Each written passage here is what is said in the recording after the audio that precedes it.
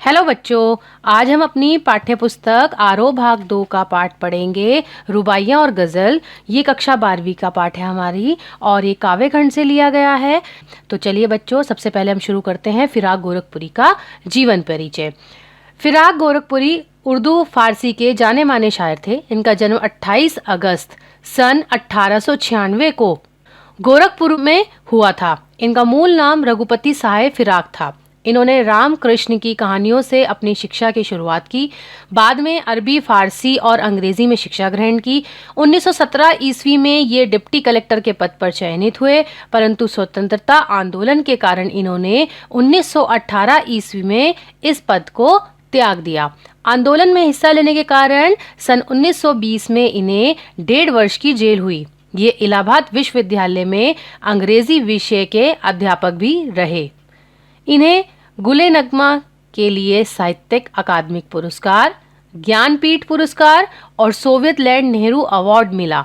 सन 1983 में इनका निधन हुआ। इनकी महत्वपूर्ण रचनाएं हैं गुले नगमा, बज़्म ज़िंदगी, रंगे शायरी, उर्दू गज़ल गोई। इनकी काव्यगत विशेषताएं देखिए बच्चों।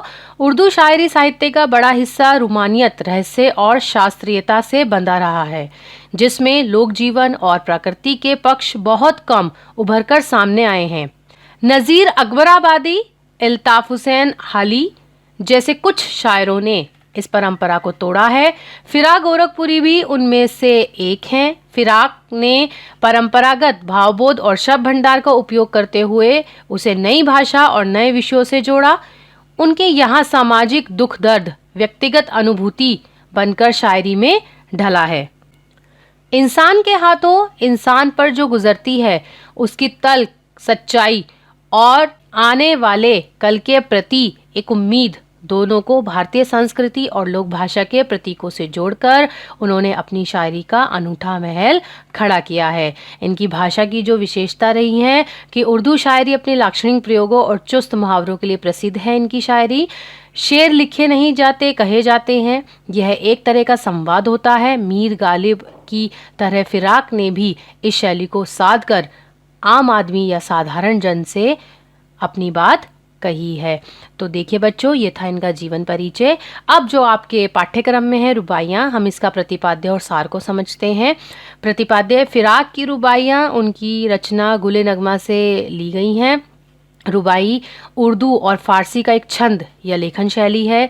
इसकी पहली और दूसरी पंक्ति में तुक मिलाया जाता है और तीसरी पंक्ति स्वतंत्र होती है, यानी एक छंद शैली में लिखा गया है। पहली बंदी तुक मतलब लय होता है और तीसरी पंक्ति स्वतंत्र होती है, इसमें कोई लय नहीं होता। इन रुबाइयों में हिंदी का एक घरेलू रूप देखने को मिलता है। इन्हें पढ़ने से सूरदास के वात्सल्य वर्णन की याद आती है।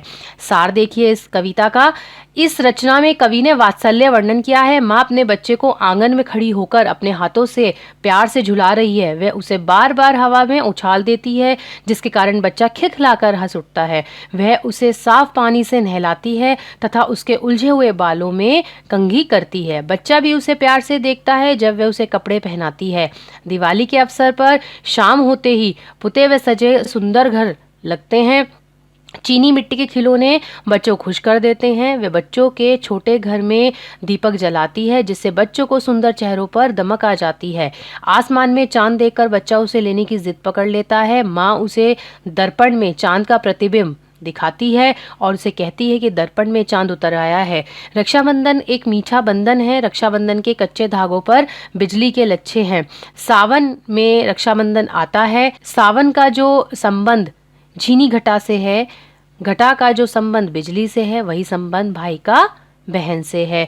तो इस तरह से वात्सल्य वर्णन फिराक गोरखपुरी जी ने करा है। ऐसे सूरदास जी ने भी अपनी रचनाओं में किया है। उन्होंने कृष्ण के बारे में बताया था कि जैसे कृष्ण भी आंगन में खेल रहे होते हैं तो वो चांद को लेने की जिद करते हैं अपनी माँ यशोदा से, तो वो भी उनको ऐसे ही प्यार से उनको समझाती है, बहलाती है, प्रतिबिंब दिखाकर उन्हें मनाती है। तो इसी तरह से इन्होंने भी अपनी कविताओं में इसका वर्णन किया है। अब व्याख्या देखिए बच्चों। आंगन में लिए चांद के टुकड़े को खड़ी, हाथों पे झुलसाती है उसे गोद भरी। रह रह के हवा में जो लोका देती है, गूंज उठती है खिलखिलाते बच्चे की हंसी। देखिए इसका संदर्भ लिखेंगे हम। प्रस्तुत रुबाई आरोह पाठ्य पुस्तक से अवतरित है और ये जो पंक्ति लिखी गई है ये फिराक गोरखपुरी द्वारा लिखी गई है। इसमें क्या बताया है इन पंक्तियों में कि शायर ने यहाँ लोक जीवन से जुड़े हुए कुछ पारंपरिक और घरेलू दृश्यों को बताया है। देखिए व्याख्या देखिए यहाँ क्या कवि कह रहा है। इसमें देखिए जो मुश्किल शब्द है जैसे चांद के टुकड़े को मतलब बच्चे के लिए संबोधित किया है, और सेकंड लाइन में गोद भरी मतलब बच्चे की माता, और लुका देती है मतलब उछाल देती है, जैसे हवा में बच्चे को उछालती है माता खिलाते हुए। तो ये इसमें थोड़े से कठिन शब्द थे। अब इसकी व्याख्या देखिए। यहाँ पर एक माता और उसके नन्हे बच्चों के प्रेम और खेल के आनंद का चित्र प्रस्तुत किया है, जिसमें कि एक पुत्रवती महिला यानी एक माता अपने घर के आंगन में अपने बच्चे, अपने प्यारे और नन्हे से बच्चे को अपनी दोनों हाथों में झूला झूला रही है। बीच बीच में वह उस बच्चे को हवा में उछाल भी देती है और बच्चा तब खिलखिलाकर हंसने लगता है और उसकी किलकारियों से सारा आंगन गूंजने लगता है। तो ये जो है इसकी व्याख्या थी। अब इसमें विशेष देखिए क्या था। वात्सल्य रस है। दृश्य बिंबों से शायरी भरी पड़ी है, जैसे हाथ पे झुलसाती है, हवा में जो लुका देती है, खिलखिलाते बच्चों की हंसी। आंगन में लिए चांद के टुकड़े खड़ी में रूपक अलंकार है। चांद के टुकड़े में मुहावरे का प्रयोग किया है, लोक भाषा का प्रयोग है और रुबाई छंद का प्रयोग हुआ है। अब दूसरा देखिए। नहला के छलके छलके निर्मल जल से उलझे हुए गेसुओं में कंघी करके किस प्यार से देखता है बच्चा मुंह को, जब घुटनियों में लेके है पिन्हाती कपड़े। देखिए इसमें जो निर्मल का मतलब साफ होता है, गेसुओं मतलब बाल हमारे, कंघी करके मतलब बालों को जब सुलझाती है माता, और घुटनियों मतलब घुटनों में लेकर, देखा होगा आपने माँ जो घुटनों में बच्चों को लेकर कई बार उसके कपड़े बदलती है, तो पिन्हाती मतलब पहनाती है। तो अब इसकी व्याख्या देखिए आप। संदर्भ और प्रसंग हम पहले की तरह ही लिख लेंगे। व्याख्या में देखिए शायर ने दूसरा चित्र प्रस्तुत किया है जिसमें माँ ने अपने बच्चे को साफ पानी से नहला दिया है, फिर उसके उलझे हुए बालों को कंघी से सुलझा दिया है। जब माँ उसे अपने दोनों घुटनों के बीच में फंसाकर कपड़े पहनाती है, तब बच्चा माता को बेहद प्यार भरी आंखों से निहारता है। इसमें पद विशेष देखिए। वात्सल्य रस है। दृश्य बिंब में उलझे हुए गेसुओं में घुटनों में लेके है पिन्हाती कपड़े है। नहला के छलके छलके निर्मल जल से अनुप्रास अलंकार है। लोक भाषा का प्रयोग हुआ है और रुबाई छंद का प्रयोग है। तो ये हमारा दूसरा जो था इसका रुबाई थी। अब तीसरी रुबाई देखिए। दिवाली की शाम घर पुते और सजे, चीनी के खिलौने जगमगाते लावे, वो रूपवती मुखड़े पे एक नर्म दमक, बच्चे के घरोंदों में जलाती है दिए। देखिए क्या कहते हैं इसमें। रूपवती मतलब सुंदर मुखड़े से, नर्म मतलब कोमल, दमक मतलब चमक, घरोंदे मतलब घर, जलाती है दिए मतलब बच्चों के घरों में माँ दिए जलाती है। तो संदर्भ प्रसंग तो मैंने आपको बता ही दिया कैसे लिखना है। इसकी व्याख्या देखिए। तीसरी रुबाई में दिवाली का बिंब है। दिवाली के त्यौहार की शाम का समय है। सभी के घर पुते और सजे हैं। पुते मतलब सभी घर आपने देखा होगा वाइट वॉश होती है, सुंदर साफ सुथरे रहते हैं, सजे हुए रहते हैं, फूलों से सजाए जाते हैं। और शक्कर के खिलौने बच्चों के लिए लाए जाते हैं। शक्कर आपने देखा होगा जो हम खील पताशों की पूजा करते हैं तो खील खिलौने पताशे होते हैं, तो वो शक्कर के खिलौने बच्चों को ला के दिए जाते हैं। दियों में लाई भरी जाती है यानी दीपक जलाए जाते हैं। ऐसे में एक सुंदर माता अपने मुख कोमलता और स्नेह से चमक रहा है और अपने नन्हे बच्चों के बनाए हुए घरोंदों में भी दीपक जलाकर रख देती है। बच्चे जैसे घर घर बना के खेलते हैं तो माता क्या करती है, उनके बनाए हुए घरों में भी दीपक रख देती है, जिससे बच्चे खुश हो जाते हैं। इसमें पद विशेष देखिए। जैसे वात्सल्य रस है। दृश्य बिंब, इसमें घरोंदों में जलाती ही दी है, लोक भाषा का प्रयोग हुआ है और रुबाई छंद का प्रयोग है। अब आप अगली देखिए रुबाई देखिए। आंगन में ठुनक रहा है जिदियाना है, बालक तो हई चांद पे ललचाया है, दर्पण उसे देके कह रही है माँ, देख आईने में चांद उतर आया है। देखिए क्या कहते हैं फिराक गोरखपुरी जी इन पंक्तियों में कि यहाँ पर एक रूठे हुए बच्चे का बिंब बताया है कि एक हठी बच्चा यानी जिद करने वाला बच्चा घर के आंगन में रो रहा है। उसका रोना साधारण रोना नहीं है, ठुनकना है। ठुनकना मतलब जैसे बच्चे धीरे धीरे करके जिद करके रोते हैं ना, वो वाला रोना है। उसमें आग्रह है, प्रेम है, अपनी इच्छा पूरी कराने का दबाव है। असल में वह आसमान में जगमगाते वाले चांद को पाने के लिए हट यानी जिद कर रहा है, हट ठाने हुए है। इसके उपाय में माँ क्या करती है कि उसे आईना दिखाकर और आईने में चांद को दिखा देती है और कहती है कि देखो मैं इस आंगन में तुम्हारे लिए चांद को उतार कर ले आई।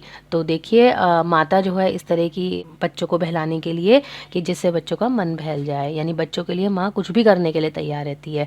तो देखिए इसमें पद विशेष क्या था, वात्सल्य रस, दृश्य बिंब आंगन में ठुनक रहा है, आईने में चांद उतर आया, देख आईने में चांद उतर आया में मानवीय अलंकार है, लोक भाषा का प्रयोग है, रुबाई छंद का प्रयोग हुआ है। अब आप अगली देखिए, यानी आखिरी रुबाइया देखिए इसकी। रक्षाबंधन की सुबह रस की पुतली, छाई है घटा गगन की हल्की हल्की, बिजली की तरह चमक रहे हैं लच्छे, भाई के है बांधती दमकती राखी। इसमें देखिए जैसे जो है रस की पुतली का मतलब क्या है, फुहारे और आनंद, घटा का मतलब बादल और गगन का मतलब आकाश है। और तीसरी लाइन में जो लच्छे, लच्छे मतलब धागे, रक्षाबंधन पे जो धागे बनते हैं उसे लच्छे भी कहते हैं। इसका संदर्भ प्रसंग तो वैसे जैसे पहले बताया था वैसे ही लिख लीजिएगा। अब इसकी व्याख्या देखिए। इस रुबाई में रक्षाबंधन के त्योहार का चित्रण किया है फिराक गोरखपुरी जी ने। भाद्र माह में आने वाले रक्षाबंधन के त्योहार पर सवेरे से ही आनंद और मिठास का वातावरण बन गया है। जल की फुहारें बरस रही हैं, आकाश में हल्की सी घटाएं छाई हैं, राखी के धागे भी बिजली की तरह चमक रहे हैं। ऐसी चमकदार राखियां बहनें अपने भाइयों की कलाई पर बांध रही हैं। तो इसमें ये जो अंतिम हमारी रुबाइयाँ थी, देखिए इसमें इन सभी रुबाइयों में आपको वात्सल्य रस का मिश्रण मिलेगा। देखिए अब क्या है, इसका पद विशेष शांत रस है, दृश्य बिंब क्या है, छाई है घटा, भाई के है बांधती चमकती राखी, बिजली की तरह चमक रहे हैं लच्छे में उपमा अलंकार है, लोक भाषा का प्रयोग हुआ है, और उर्दू हिंदी से मिलकर बनी हिंदुस्तानी भाषा का प्रयोग हुआ है, रुबाई छंद का प्रयोग है। तो बच्चों ये व्याख्या आपको समझ में आई होंगी, तो प्लीज़ लाइक करिए और मुझे कमेंट करके बताना आप ज़रूर। हेलो बच्चों, आज हम अपनी कक्षा 12वीं की पाठ्य पुस्तक आरोह भाग 2 की काव्यखंड का पाठ पढ़ेंगे। गज़ल, गज़ल का प्रतिपाद्य, गज़ल का सार और गज़ल की व्याख्या को हम समझेंगे, जिससे कि हमारा ये काव्यखंड वाला फिराक गोरखपुरी जी का पाठ पूरा हो जाएगा। तो बच्चों आपको ये मेरी वीडियो कैसी लगी मुझे कमेंट करके बताइएगा, और आप मेरी इस वीडियो को लाइक शेयर भी करिएगा ताकि और बच्चे भी इसको पढ़ सकें। तो अब हम शुरू करते हैं गज़ल का प्रतिपाद्य। रुबाइयों की तरह फिराक की गज़लों में भी हिंदी समाज और उर्दू शायरी की परंपरा भरपूर है।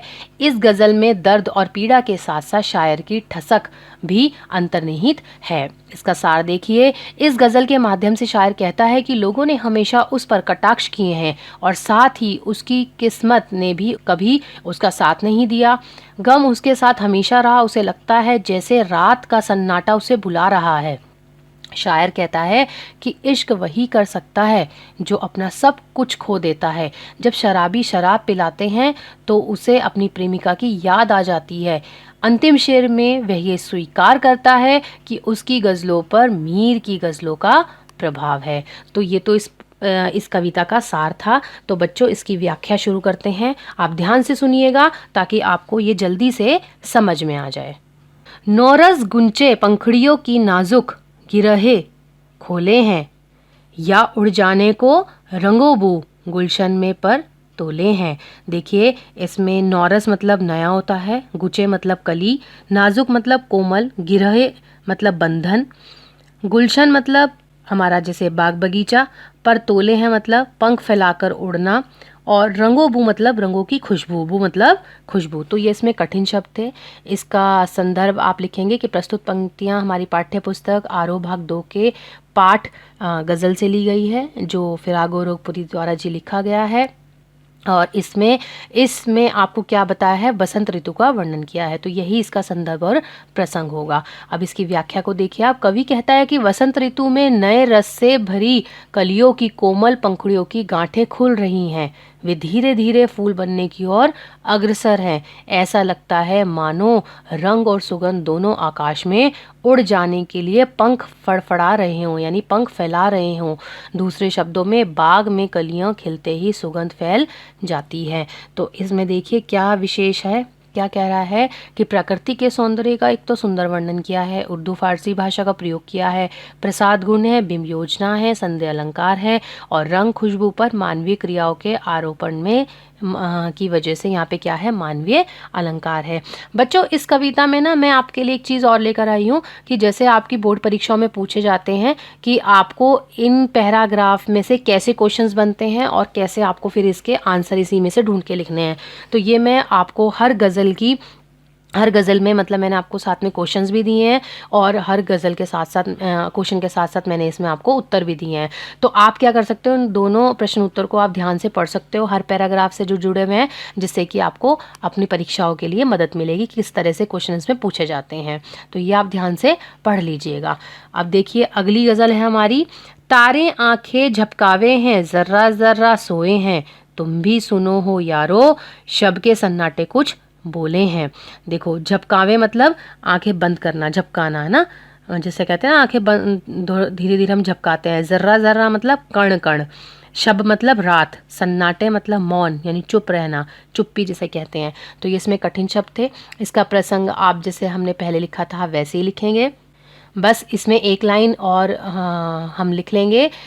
इसमें जो शायर ने रात के तारों की सुंदरता का वर्णन किया है। क्या कह रहा है शायर, देखिए कि रात ढल रही है, अब तारे भी आंखें झपका रहे हैं, इस समय सृष्टि का कण कण सो रहा है, शांत है। वे कहता है कि हे मित्रों, रात में पसरा यह सन्नाटा भी कुछ कह रहा है, यह भी अपनी वेदना व्यक्त कर रहा है। तो देखिए इसमें विशेष क्या है, प्रकृति के उद्दीपन का सुंदर चित्रण किया है। जरा जरा में पुरुषोक्ति प्रकाश अलंकार है, सन्नाटे का बोलने में मानवीकरण तथा विरोधाभास अलंकार है, तारों का मानवीकरण किया गया है और उर्दू शब्दावली है। इसके भी प्रश्न उत्तर मैंने दिए हैं, आप इनको भी ध्यान से पढ़कर सुनकर और समझ सकते हैं। देखिए अगला गज़ल है हमारी, हम हो या किस्मत हो हमारी, दोनों को एक ही काम मिलना, किस्मत हमको रो लेवे हैं, हम किस्मत को रो ले हैं। क्या कह रहे हैं इसमें, देखिए किस्मत मतलब भाग्य, रो लेवे, रो लेने मतलब रोना, लेवे मतलब लेती हैं। तो ये इसमें थोड़ा सा शब्द थे, बाकी संदर्भ आप वैसे ही लिखेंगे। और प्रसंग क्या है इसमें कि शायर ने मनुष्य के दोषारोपण करने की प्रवृत्ति के विषय में बताया है। क्या कह रहे हैं इसमें शायर, संसार में मेरी किस्मत और मैं खुद दोनों ही एक जैसे हैं, हम दोनों एक ही काम करते हैं। अभाव के लिए मैं अपनी किस्मत को दोषी मानता हूँ तथा इसलिए किस्मत पर रो लेता हूँ। जो से सेकंड लाइन है, किस्मत हमको रो लेवे और हम किस्मत पर रो ले, यानी मैं किस्मत पे और किस्मत हम पर रो लेती है। किस्मत मेरी ये दशा देखकर रोती है, वे शायद मेरी हीन कर्मनिष्ठा को देखकर झल्लाती है। तो अब इसमें विशेष देखिए, निराशा व अकर्मण्यता पर व्यंग है, उर्दू फारसी शब्दों का प्रयोग है, किस्मत को मानवीय क्रियाओं करते हुए दिखाया गया है, यानी कि यहाँ पे मानवीय अलंकार है, गज़ल छंद है और हम कहना उर्दू की पहचान है। तो इसमें भी मैंने प्रश्न उत्तर दिए, आप ये भी ध्यान से पढ़ लीजिएगा। अगला देखिए, जो मुझको बदनाम करे है, काश मैं इतना सोच सकें, मेरा पर्दा खोले हैं या अपना पर्दा खोले हैं। क्या कह रहे हैं इसमें, काश का मतलब ऐसा हो सकता है ना, पर्दा मतलब रहस्य। तो इसमें संदर्भ आप वैसे ही लिख लेंगे। प्रसंग में आप देखिए एक लाइन ऐड कर लेना इसमें कि हमने शायर को निंदकों पर इसमें जो है शायर ने क्या करा, निंदकों यानी जो उसकी निंदा करने वाले हैं उन पे प्रहार किया है, यानी उनके लिए कहा है उसने। क्या कह रहे हैं शायर, संसार में कुछ लोग उसे बदनाम करना चाहते हैं, ऐसे निंदकों के लिए कवि कामना करता है कि वे केवल यह बात समझें कि वे मेरी जो बुराइयां संसार के सामने प्रस्तुत कर रहे हैं उससे खुद उनकी कमियां उजागर होती हैं। वे मेरा पर्दा खोलने की बजाय अपना पर्दा खोल रहे हैं, यानी कि वो कह रहे हैं कि मेरी कमियां कहने की, जब मेरी कमियां आप बुराई करोगे तो आपकी भी कमियां सामने आएंगी। तो ऐसा नहीं है कि आप मेरा ही रहस्य खोल रहे हैं, यानी मेरी बातें बता रहे हैं, इससे आपकी भी रहस्य खुलता है। तो इसमें विशेष देखिए, शायर ने दूसरों को बदनाम करने वाली पर व्यंग किया है, उर्दू भाषा का प्रयोग है, गज़ल छंद है और भाषा में प्रवाह है। इसके प्रश्न उत्तर भी मैंने साथ ही दिए हैं। अगला देखिएगा, ये कीमत भी अदा करे हैं, हम बदरुस्ती ए होशो हवास, तेरे सौदा करने वाले दीवाना भी होले हैं। क्या कह रहे हैं, कीमत मतलब मूल्य, अदा मतलब चुकाना, बदरुस्ती ए होशो हवास का मतलब होता है विवेक के साथ काम करना। विवेक के साथ मतलब सौदा करने वाले, मतलब जो हमारे चाहने वाले हैं। दीवाना मतलब प्रेमी। तो इसमें देखिए क्या है प्रसंग हमारा, इसमें कवि ने प्रेम की कीमत अदा करने वालों के बारे में बताया है।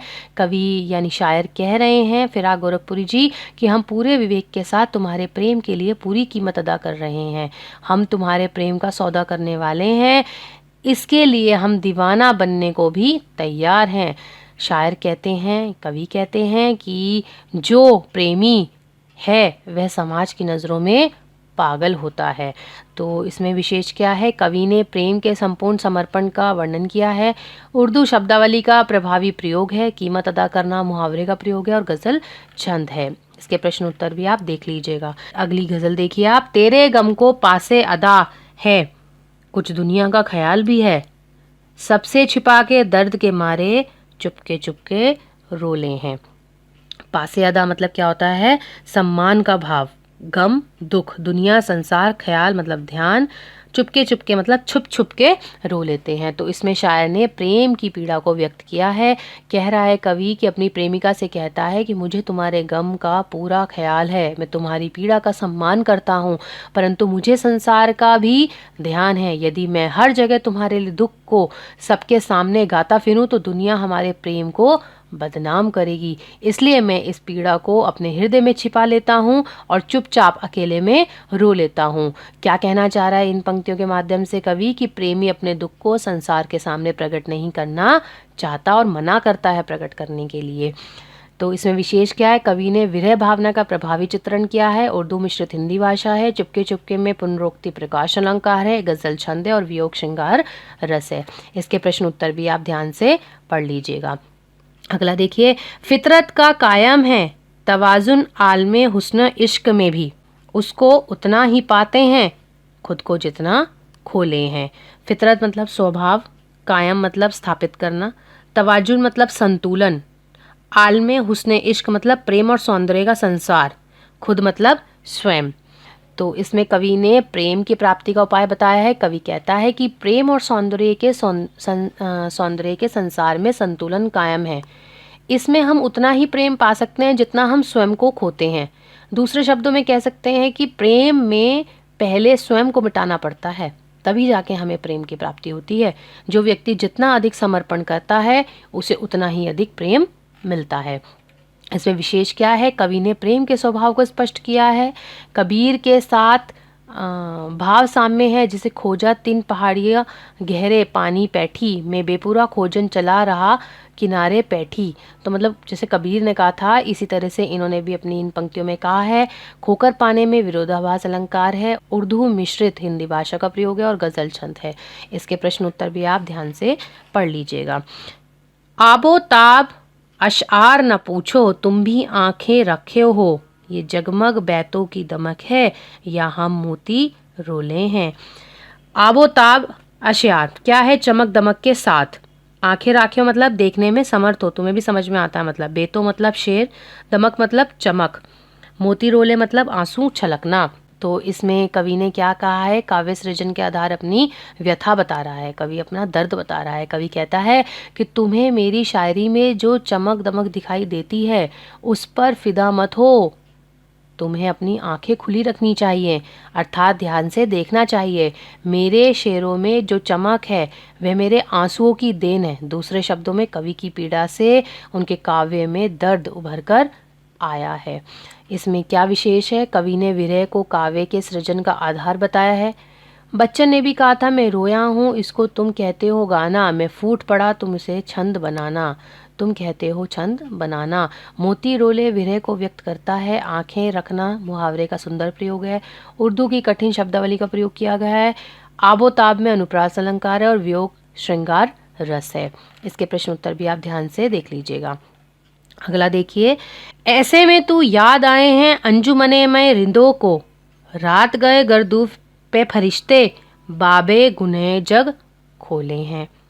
इसमें अंजुमय का मतलब शराब की महफिलें, रिंदों को मतलब शराबियों को, फरिश्ते मतलब जो देवता आकाश से उतर कर आ जाते हैं ना, गुर्दू मतलब जैसे आकाश, बाबे गुना मतलब पाप का अध्याय, जग मतलब संसार।